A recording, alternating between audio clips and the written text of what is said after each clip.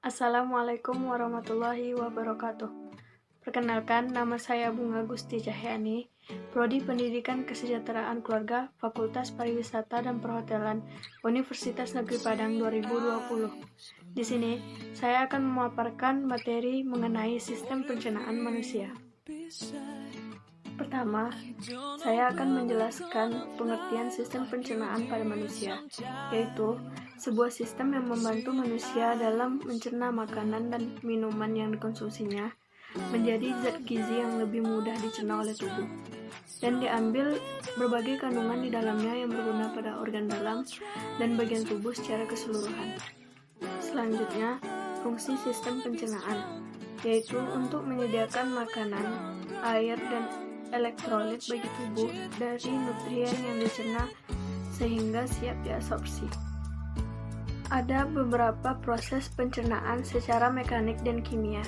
Itu yang pertama, ingesti. Ingesti adalah masuknya makanan melalui mulut. Kedua, pemotongan dan penggilingan makanan secara mekanik oleh gigi, kemudian bercampur dengan saliva sebelum ditelan.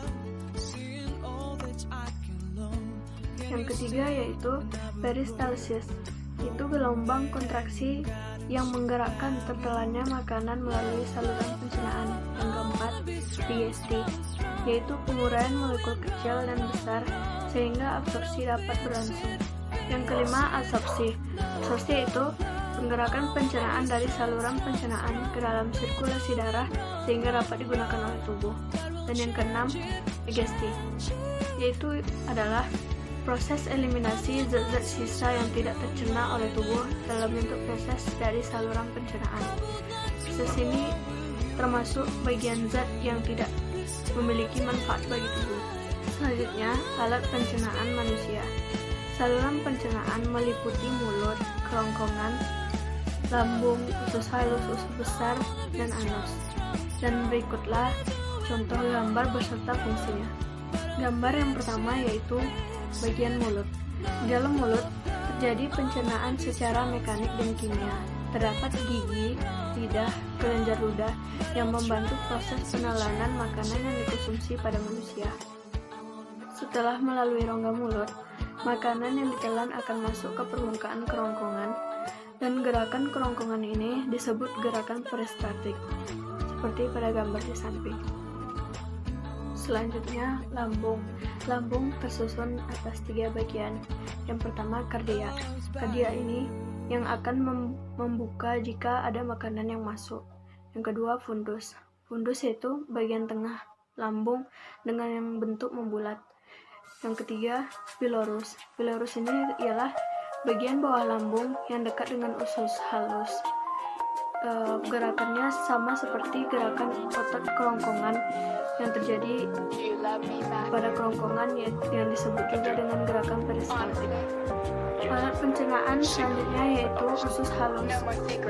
Penyerapan zat-zat makanan yang dikonsumsi terjadi di ileum seperti glukosa, vitamin yang larut dalam air, diserap oleh villi usus halus, akan dibawa oleh pembuluh darah dan diedarkan ke seluruh tubuh. Selanjutnya, usus besar.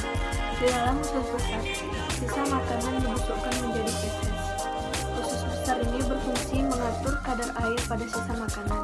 Jadi, jika bila kadar air berlebih, maka dinding usus besar menyerap kadar air tersebut, bahkan sebaliknya. Selanjutnya, proses pencernaan manusia. Proses pencernaan manusia terbagi menjadi 2, yaitu proses pencernaan mekanik dan proses pencernaan kimiawi. Proses pencernaan mekanik adalah perubahan makanan dari besar atau kasar menjadi halus atau kecil dengan menggunakan gigi. Sedangkan proses pencernaan kimiawi yaitu proses perubahan zat-zat yang kompleks menjadi zat-zat yang sederhana dengan menggunakan enzim. Selanjutnya ialah gangguan sistem pencernaan pada manusia atau penyakit yang terjadi pada sistem pencernaan manusia. Yang pertama, grafistis. Grafistis ialah suatu peradangan akut atau kronis pada lapisan mukosa dinding lambung. Yang kedua, hepatitis. Penyakit hepatitis disebabkan oleh infeksi virus pada hati. Yang ketiga, diare. Diare terjadi karena adanya goresan dinding usus besar karena memakan makanan yang mengandung bakteri. Dan yang keempat, emah. Emah disebabkan oleh meningkatnya kadar asam lambung, dipicu karena pikiran yang tegang dan tidak mengatur pola makan. Sekian presentasi saya mengenai sistem pencernaan pada manusia. Jika penjelasan saya ada yang kurang, saya mohon maaf. Wabillahi taufiq wal hidayah. Wassalamualaikum warahmatullahi wabarakatuh.